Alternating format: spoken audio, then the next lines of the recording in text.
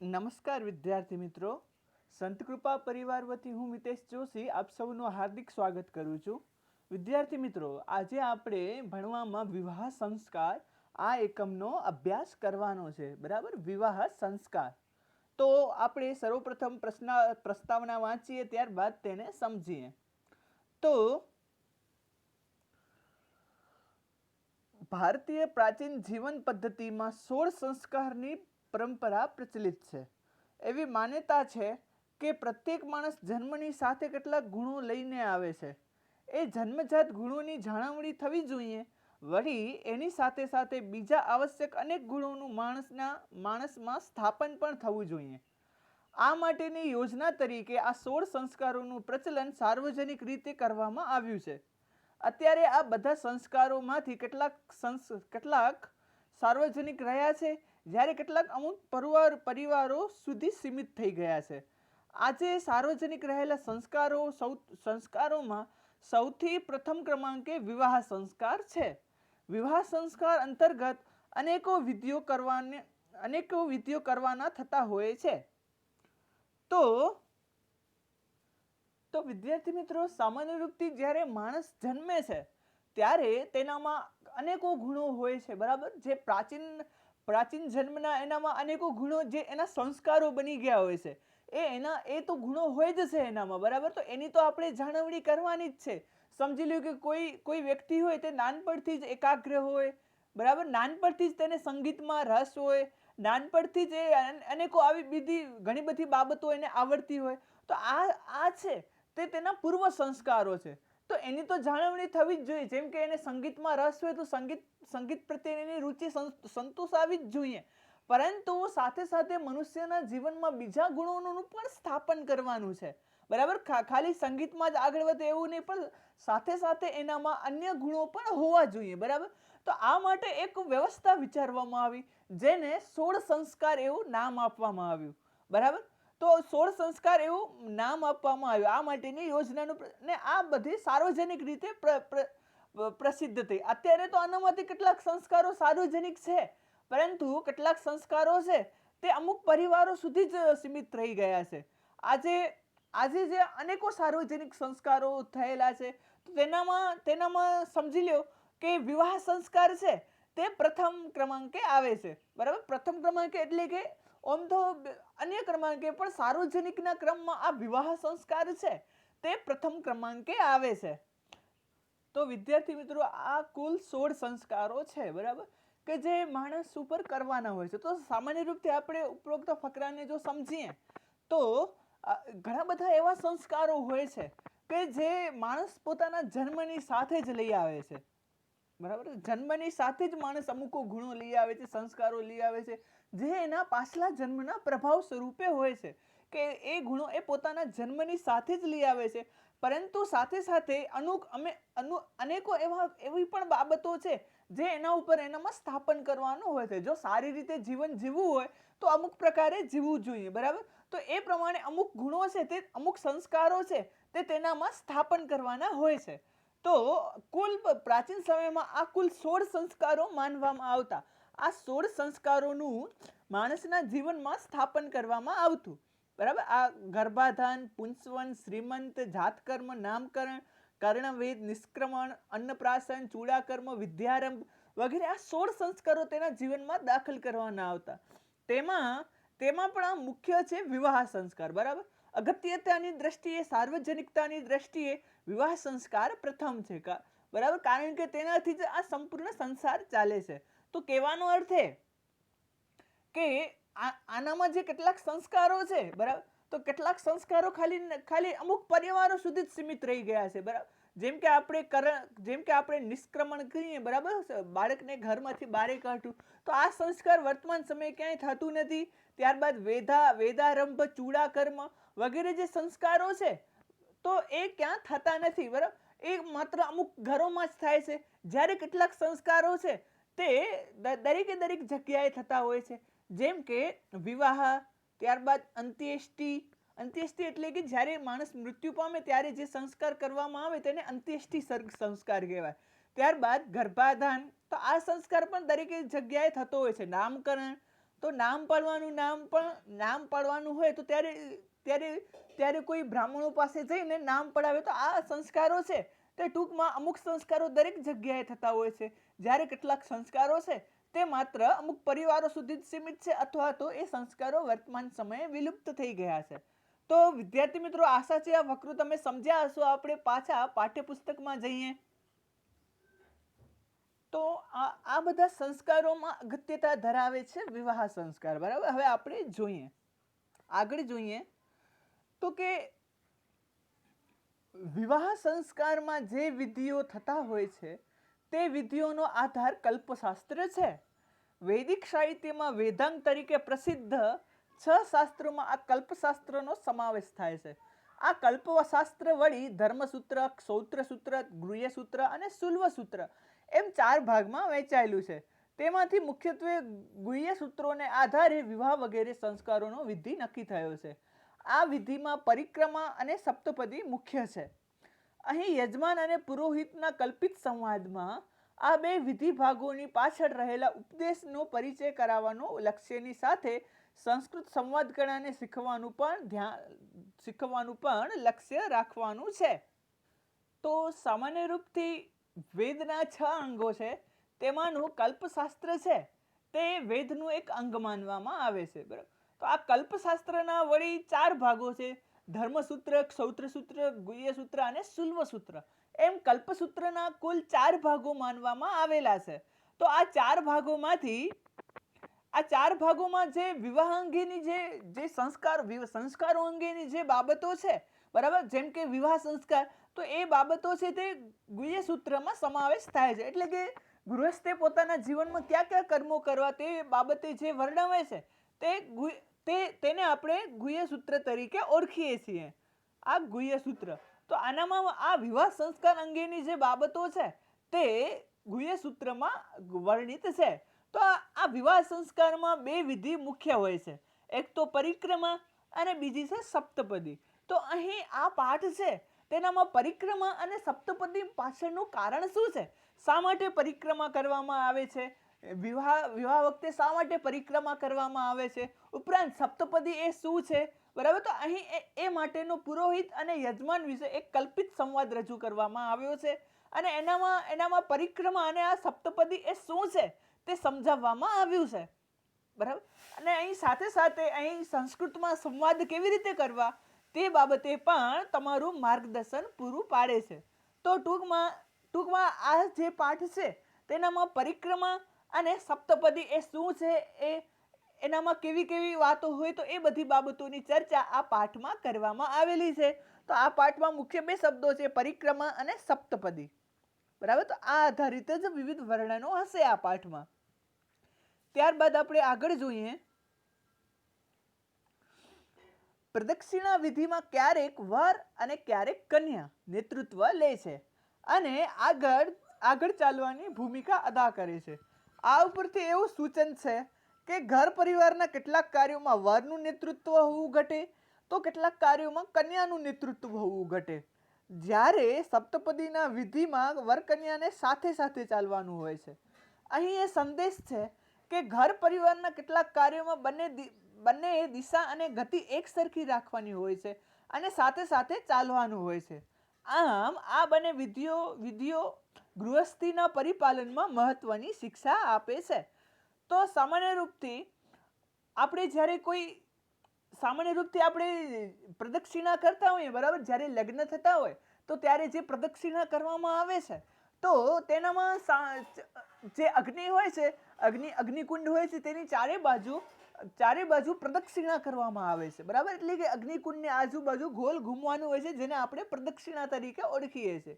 તો આ બાબતે એનામાં શું હોય છે કે કેટલાક પ્રદક્ષિણા હોય એનામાં પુરુષ આગળ હોય અને કેટલીક પ્રદક્ષિણા હોય તેનામાં સ્ત્રી આગળ હોય, જેને આપણે વરકન્યા તરીકે ઓળખીએ.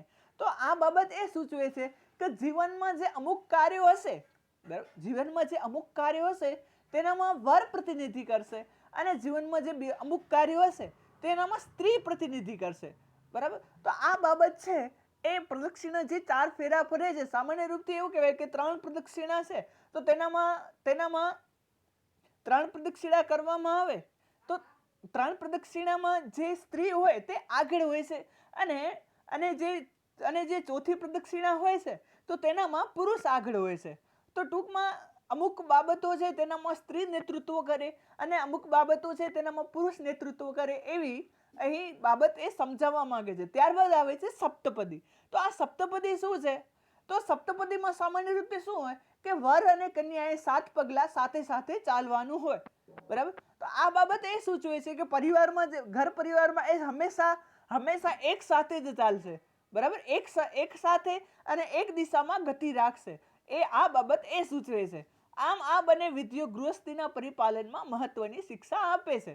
તો સામાન્ય રૂપથી જ્યારે આપણે ગૃહસ્થ જીવનમાં આવીએ તો આ બંને જે વિધિઓ છે, બરાબર, એક તો કે પ્રદક્ષિણા અને બીજી છે કે સપ્તપદી. તો આ બંને વિધિઓ ગૃહસ્થીના પરિપાલનમાં મનુષ્યને મહત્વની શિક્ષા પ્રદાન કરે છે કે કેવી રીતે રહેવું. તો આ વિધિઓ છે જેને આપણે ખૂબ જ વિસ્તારથી પરિચય આપણે નીચેના પાઠમાં જોશું. તો આપણે હવે નીચેનો પાઠ શરૂ કરીએ.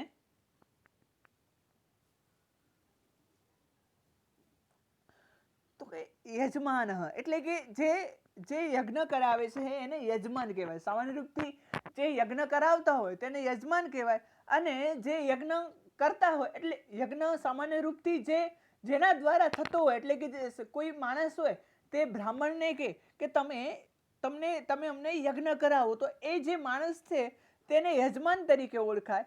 અને પુરોહિત કોને કહેવાય?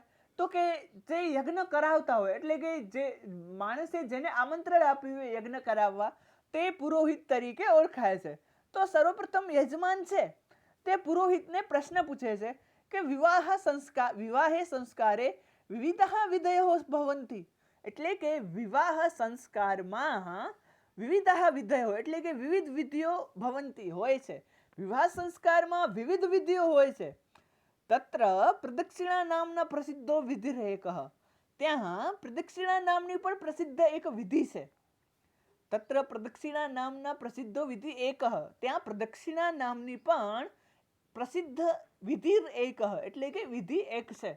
કિમ નામ પ્રદક્ષિણા ઇતિ. તો વળી આ પ્રદક્ષિણા શું છે? એવો યજમાન છે તે પુરોહિત બ્રાહ્મણને પ્રશ્ન પૂછે છે. તો અહીં શું કહે છે કે વિવાહ સંસ્કારમાં અનેકો વિધિઓ હોય છે, ત્યાં પ્રદક્ષિણા નામની પણ એક વિધિ હોય છે. તો આ પ્રદક્ષિણા વિધિ શું છે, બરાબર? તો એવો યજમાન છે તે સામાન્ય રૂપથી પુરોહિતને પ્રશ્ન કરે છે. તો હવે પુરોહિત સમજાવશે કે આ પ્રદક્ષિણા એ શું છે. તો પુરોહિત શું કહે છે? સામાન્યતઃ પ્રદક્ષિણા શબ્દ કમપી પદાર્થમ પરિત ભ્રમણમ સૂચયતિ. એટલે કે સામાન્યતઃ એટલે કે સામાન્ય રીતે, પ્રદક્ષિણા શબ્દ એટલે કે પ્રદક્ષિણા શબ્દ, કમપી પદાર્થમ એટલે કે કોઈ પણ પદાર્થની પરિતઃ એટલે કે ચારે બાજુ ભ્રમણમ એટલે કે ફરવું, ત્યારબાદ સૂચયતિ એટલે કે સૂચન કરે છે. તો સામાન્ય રૂપથી જે પ્રદક્ષિણા શબ્દ છે તે કોઈ પણ પદાર્થની ચારે બાજુ ભ્રમણ કરવાનું સૂચન કરે છે.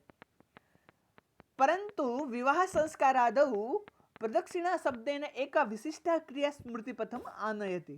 પરંતુ વિવાહ સંસ્કારાદૌ એટલે કે વિવાહ સંસ્કારમાં પ્રદક્ષિણા શબ્દથી એકા વિશિષ્ટા ક્રિયા એક વિશિષ્ટ ક્રિયા સ્મૃતિપથમ આનયતિ એટલે કે મારા મસ્તિષ્કમાં આવે છે.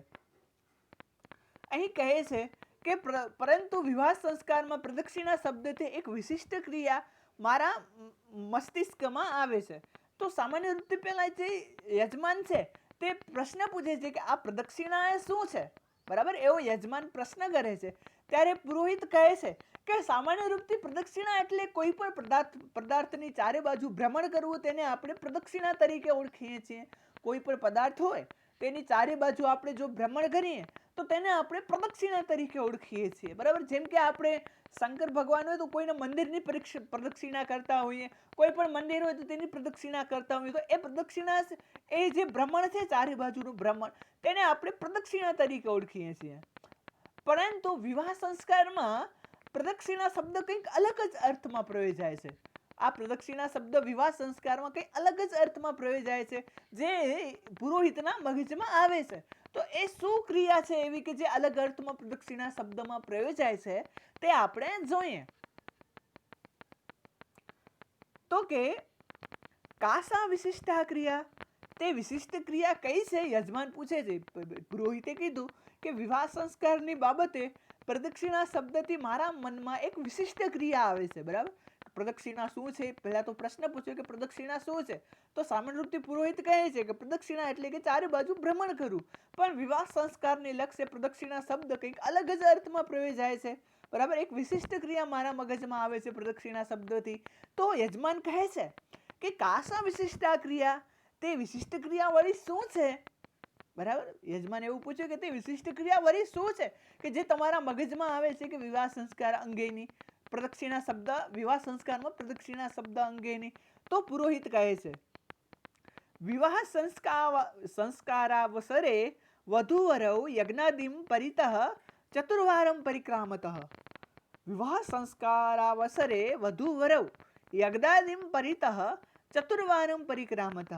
એટલે કે વિવાહ સંસ્કારમાં, વિવાહ સંસ્કારાવસરે એટલે કે વિવાહ સંસ્કારના અવસરમાં વધૂવરૌ એટલે કે વર અને વધુ, યજ્ઞાદિમ પરિતઃ એટલે કે યજ્ઞની અગ્નિની ચારે બાજુ, પરિતઃ એટલે કે ચારે બાજુ, ચતુર્વારમ એટલે કે 4 વાર, પરિક્રામતઃ એટલે કે ફરે છે. તો વિવાહ સંસ્કારના અવસરમાં વધુ અને વર યજ્ઞાગ્નિની ચારે બાજુ 4 વાર ફરે છે. ઇયમ ક્રિયા એટલે કે આ ક્રિયા લોકે પ્રદક્ષિણા, જગતમાં પ્રદક્ષિણા ઇતિ નામના, પ્રદક્ષિણા એવા નામથી પ્રસિદ્ધા અસ્તિ. બરાબર, તો આ ક્રિયા જગતમાં પ્રદક્ષિણા નામના પ્રસિદ્ધા અસ્તિ. તો આ ક્રિયા જગતમાં પ્રદક્ષિણા નામથી પ્રસિદ્ધ છે. તો અહીં પુરોહિત કહે છે, યજમાન પૂછે છે સામાન્ય રૂપથી કે એ વિશિષ્ટ ક્રિયા કઈ કે પ્રદક્ષિણા અંગેની, એ વિશિષ્ટ ક્રિયા કઈ કે જે તમારા મગજમાં આવે છે? તો પુરોહિત કહે છે કે વિવાહ સંસ્કારના અવસરમાં વધુ અને વર યજ્ઞાગ્નિની આગળ ચારે બાજુ 4 વાર ફરે, યજ્ઞાગ્નિની આગળ ચારે બાજુ 4 વાર ફરે છે. આ ક્રિયા જગતમાં પ્રદક્ષિણા નામથી ઓળખાય છે. ત્યારબાદ યજમાન પૂછે છે કે પ્રદક્ષિણાયાः અવસરે વધૂવરૌ સહૈવ ચલતઃ અથવા અનુક્રમેણ ચલતઃ. એટલે કે પ્રદક્ષિણાયાः અવસરે એટલે કે પ્રદક્ષિણા જ્યારે આવે તે પ્રસંગમાં, પ્રદક્ષિણાના પ્રસંગમાં વધૂવરૌ એટલે કે વધુ અને વર સહૈવ ચલતઃ એટલે સહ પ્લસ એવ એટલે કે સહૈવ, સહૈવ ચલતઃ એટલે કે સાથે ચાલે છે, અથવા અનુક્રમેણ ચલતઃ અથવા તો એક પછી એક એમ ચાલે છે. એમ પુરોહિતને યજમાન પૂછે છે. એટલે કે પ્રદક્ષિણાના અવસરમાં વધુ અને વર સાથે ચાલે છે કે એક પછી એક એમ અનુક્રમથી ચાલે છે? તો હવે પુરોહિત કહે છે કે પ્રાયઃ ત્રિષુષુ પ્રદક્ષિણાસુ, પ્રાયઃ ત્રિષુષુ પ્રદક્ષિણાસુ કન્યા પ્રથમમ ચલતી. એટલે કે મોટે ભાગે ત્રિષુષુ પ્રદક્ષિણાસુ એટલે કે 3 પ્રદક્ષિણામાં કન્યામ પ્રથમમ ચલતી એટલે કે કન્યા પ્રથમ ચાલે છે, તદનુ વરહ ચલતી અને ત્યારબાદની પ્રદક્ષિણામાં વર આગળ ચાલે છે. તતઃ અંતિમાયામ પ્રદક્ષિણાયામ વરહ પ્રથમમ ચલતી, અંતિમઃ પ્રદક્ષિણાયામ વરહ પ્રથમમ ચલતી તદનુ કન્યા, અને ત્યારબાદ કન્યા. તો એ કહેવા શું માંગે છે કે મોટે ભાગે 3 પ્રદક્ષિણામાં છે તે કન્યા પ્રથમ ચાલે છે અને ત્યારબાદ તેનો વર ચાલે છે, તદનુ વર, તદ અનુ એટલે કે એની પાછળ વર ચાલે છે. ત્યારબાદ તતઃ અંતિમમ પ્રદક્ષિણામ એટલે કે છેલ્લી પ્રદક્ષિણામાં વર પ્રથમ ચાલે છે અને તદનુ કન્યા અને ત્યારબાદ કન્યા. તો હવે અહીં પૂછે છે કે અનુક્રમેણ પ્રચલને કિમ પ્રયોજનમ એટલે કે એક પછી એક એમ ચાલે છે, એનું કારણ શું? કે વર અને કન્યા એક પછી એક અનુક્રમેણ પ્રચલને કિમ પ્રયોજનમ, શા માટે તે એક પછી એક એમ ક્રમથી ચાલે છે? એવો પ્રશ્ન પૂછે છે. તો અહીં પૂછે છે કે અનુક્રમે ચાલે છે એનું શું પ્રયોજન છે? એટલે કે એક પછી એક ચાલે છે બંને, તો તેનો શું પ્રયોજન છે? બરાબર, તો એમ પૂછે છે. તો હવે અહીં સમજાવે છે. તો હવે આપણે આટલી બાબતો જે શીખી એને એકવાર ટૂંકમાં, તો સર્વપ્રથમ આપણે નીચેનો એક ફકરો સમજી લઈએ, ત્યારબાદ આપણે કરશું કે એવમિ મન્યતે યત, એમ મનાય છે કે ગૃહસ્થાશ્રમસ્ય નાનાવિધાની કાર્યાણી એટલે કે ગૃહસ્થાશ્રમના વિવિધ કાર્યો સુશીલાયા સૌજન્યશાલિન્યઃ ધર્મપત્ન્યઃ, એટલે કે સુશીલા સૌજન્યશાલિની ધર્મપત્નીના માર્ગદર્શનમાં સંપન્ન થાય છે. એટલે કે ગૃહસ્થાશ્રમમાં જે કાર્યો છે, વિવિધ કાર્યો છે, તે સુશીલ સૌજન્યશાલિની ધર્મપત્નીના માર્ગદર્શનમાં સંપન્નાની ભવતી. એટલે કે જે 3 પ્રદક્ષિણા અનુસાર જે કાર્યો છે તે સુશીલા સૌજન્યશાલિની ધર્મપત્નીના માર્ગદર્શનથી થાય છે. તેથી અથત એતાદૃશે ક્રમે તેષુ કાર્યેષુ કન્યાયાઃ નેતૃત્વમ સ્યાत्, એટલે કે તે કાર્યોમાં કન્યાનું નેતૃત્વ હોય છે. વરસ્ય તસ્યાઃ અનુસરણમ કુર્યાत्, અને વર છે તે તેનું અનુસરણ કરે છે. ઇત્યમેવ કર્તવ્યમ સૂચિતમ અસ્તિ. તો આ પ્રમાણે આ પ્રમાણે કર્તવ્યમ સૂચિતમ અસ્તિ, આ પ્રમાણે અહીં કર્તવ્યને સૂચિત કરે છે કે જીવનમાં જે અમુક કાર્યો છે તેનામાં કન્યા નેતૃત્વ કરશે. એટલે કે તેનામાં જે કન્યા છે, કન્યા નેતૃત્વ કરશે, એટલે કે કન્યા આગળ હાલશે.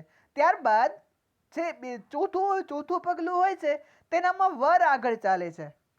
બરાબર, કે જીવનસ્ય પરાર્ધે પુરુષસ્ય માર્ગદર્શનમ અપેક્ષિતમ ભવતિ ઇતિ, એટલે કે જીવનના અંતિમ ભાગમાં પુરુષસ્ય માર્ગદર્શનમ, એટલે કે પુરુષનું માર્ગદર્શન અપેક્ષિતમ ભવતિ, એટલે કે અપેક્ષિત હોય છે. જીવનના જે અંતિમ ભાગ છે તેનામાં પુરુષનું માર્ગદર્શન અપેક્ષિત હોય છે. તો ચતુર્થ્યામ પ્રદક્ષિણાયામ વરઃ અગ્રીમો ભવતિ, એટલે કે ચોથી પ્રદક્ષિણામાં વર અગ્રીમ થાય છે. અર્થાત તત્ર વરસ્ય નેતૃત્વમ સ્યાत्, અર્થાત કે ત્યાં વરનું નેતૃત્વ હોય છે. કન્યા ચ તસ્ય અનુસરણમ કુર્યાत्, કન્યા તેનું અનુસરણ એટલે કે એની પાછળ જાય છે. ઇત્યમેવ અપરમ કર્તવ્યમ સૂચિતમ અસ્તિ, એટલે કે આ બીજું કર્તવ્ય કહેલું સૂચિત કરવામાં આવ્યું છે. તો હવે આપણે જે ઉપરોક્ત જે બાબત શીખી છે તેને એકવાર ટૂંકમાં જોઈ લઈએ. તો અહીં કહે છે, અહીં યજમાન છે તે પૂછે છે કે વિવાહ સંસ્કારમાં અનેકો વિધિઓ હોય છે, ત્યાં પ્રદક્ષિણા નામની પણ એક વિધિ છે. આ પ્રદક્ષિણા નામની વિધિ શું છે? તો ત્યારે પુરોહિત કહે છે કે સામાન્યતઃ પ્રદક્ષિણા શબ્દથી કોઈ પણ પદાર્થની ચારે બાજુ ભ્રમણ કરવું એવું સૂચવાય છે. કોઈ પણ પદાર્થની ચારે બાજુ ભ્રમણ કરવું એવું સૂચવાય છે. પરંતુ વિવાહ સંસ્કારમાં પ્રદક્ષિણા શબ્દથી એક વિશિષ્ટ ક્રિયા મારા મસ્તિષ્કમાં આવે છે, બરાબર, મારા મગજમાં આવે છે. તો હવે યજમાન પૂછે છે કે તે કઈ વિશિષ્ટ ક્રિયા છે કે જે તમને તમારા મગજમાં આવે છે? તો આગળ કહે છે કે વિવાહ સંસ્કારના અવસરમાં વધુ અને વર યજ્ઞાગ્નિની ચારે બાજુ 4 વાર પરિક્રમણ કરે છે. આ ક્રિયા જગતમાં પ્રદક્ષિણા એવા નામથી પ્રસિદ્ધ છે. તો પ્રદક્ષિણાના અવસરમાં વધુ અને વર સાથે ચાલે છે કે એક પછી એક ક્રમથી ચાલે છે, અનુક્રમથી ચાલે છે? તો હવે પુરોહિત કહે છે કે મોટે ભાગે 3 પ્રદક્ષિણામાં કન્યા પ્રથમ ચાલે છે અને ત્યારબાદ વર ચાલે છે. ત્યારબાદ અંતિમ પ્રદક્ષિણામાં વર પ્રથમ ચાલે છે અને ત્યારબાદ કન્યા. તો હવે યજમાન પૂછે છે કે અનુક્રમે ચાલે છે તેનું શું પ્રયોજન? તો પુરોહિત કહે છે કે એવું મનાય છે કે ગૃહસ્થાશ્રમના વિવિધ કાર્યોમાં સુશીલા સૌજન્યશાલી ધર્મપત્નીના માર્ગદર્શનમાં સંપન્ન થાય છે. તેથી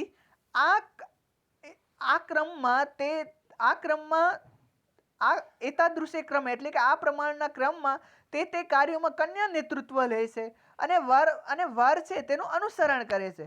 ઇત્યમેવ કર્તવ્યમ સૂચિતમ અસ્તિ, એટલે કે આ પ્રમાણનું કર્તવ્ય છે. એટલે કે જીવનના અમુક કાર્યો છે તેનામાં કન્યા નેતૃત્વ લે, આ પ્રકારનું એક કર્તવ્ય છે ને તેનું અનુસરણ છે તે વર કરે.